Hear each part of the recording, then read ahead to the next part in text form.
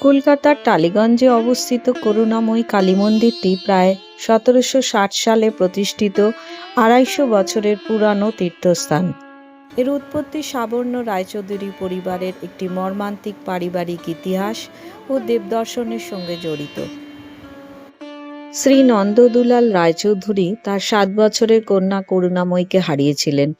করুণাময়ী নন্দদুলালকে স্বপ্নে দেখা দেন ও আদি গঙ্গার নদীর তীরে একটি পবিত্র কালো পাথরের কাছে তাকে পথ দেখান।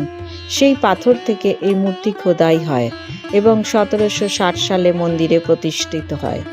এখানে দেবী কালী তরুণী কন্যা রূপে পূজিত হন এবং কালী পূজার প্রধান আকর্ষণ এখানে কুমারী পুজো। মন্দির প্রাঙ্গণে একটি প্রাচীন ও শক্তিশালী পঞ্চমন্ডি আসন আছে এবং মূল গর্ভগৃহের পাশাপাশি ১২টি শিব মন্দির রয়েছে। সারা বছর এখানে ভক্তরা আসতে থাকেন।